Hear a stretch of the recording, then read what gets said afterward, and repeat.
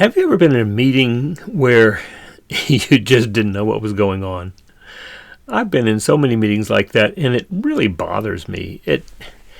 I wonder if anybody's taken enough initiative and spent enough time and resources trying to think about what they want to accomplish in the meeting before they had it.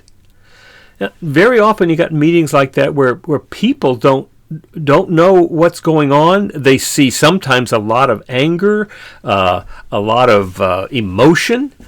These unruly meetings, they got people who've got their own agenda, and they're trying to move everybody else to satisfy what their needs are rather than what the needs of the organization are. In meetings like that, when you have people who aren't really fully engaged, they may be looking at their emails. They may be sitting back watching. Sometimes they have something to say, but they're not going to risk it when it's just an emotionally charged situation. When you got a lot of politicking going on, you got a lot of people who maybe shouldn't even be in the meeting, all of those things get in the way of those meetings being efficient and effective and really helping the organization move forward.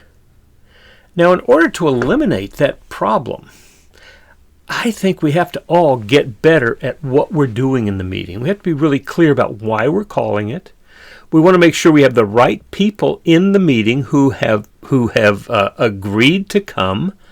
And we want to know exactly what's going to happen in that meeting when it begins to happen. So we want to have a kind of a template. We want to have a plan for how that meeting is going to move forward. Now, in the meetings when I have found the most effective, efficient use of time, it generally begins with a way to share good things, both personal and business, just to go around the circle, go around the table, and begin to say, these are the things that happened to me last week, and I'm happy with them, I want to share them with you. It's a great way to begin a meeting on a positive note. After that, we want to take a look at the scorecard, whatever we call our scorecard, various things, but this matrix of numbers that we have goals for and that certain people are in charge of managing. We want to take a look at that. Are we making progress? If we're not making progress, is that an issue that we need to talk about? But this shouldn't take over 5 minutes. Look at the scorecard. If we got 5 to 15 items on it, and you really don't need more at the leadership team level. So taking a look at that, are we hitting our numbers, yes or no? If we are, congratulations. If not, should we make it an issue, something we need to talk about? Is it serious for us? And then let's take a look at the progress we're making on the projects that we agreed that we were going to take on and make happen in the next couple of months. So getting clear about that, everybody checking in, I'm either on target to getting completed or I'm not. And if I'm not, you need some help. Should that be a problem we take on and solve for you, help you figure out what's happening? And then did we finish the to-dos that we had from last week?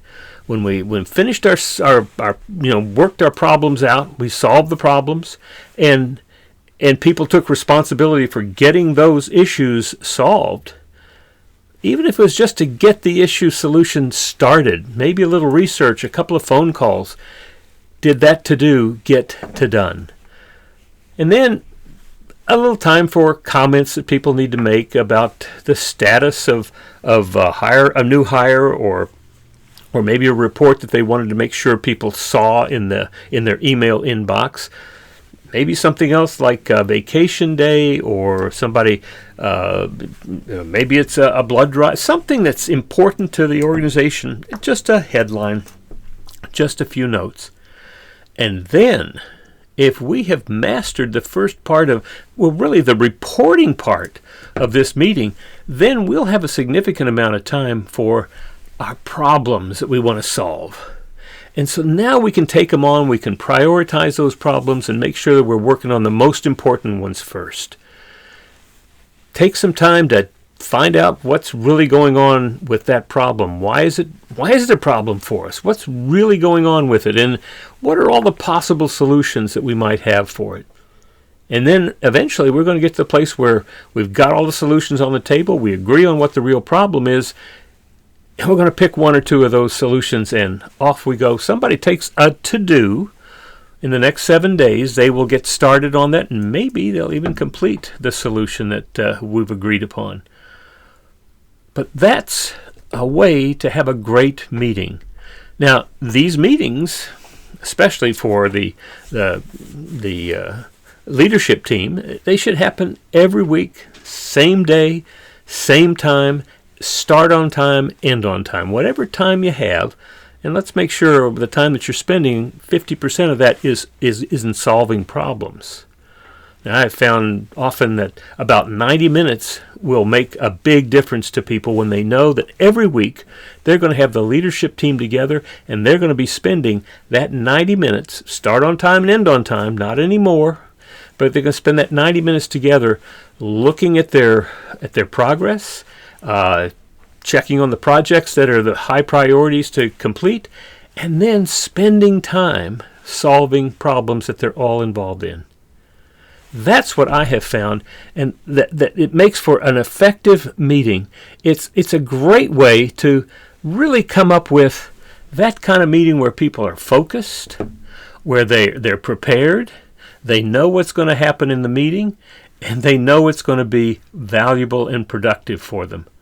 That's what I find to be a great meeting. If you want to talk more about how to have those meetings, give me a call. I'd love to discuss with you what you're doing right now and how you can make it better.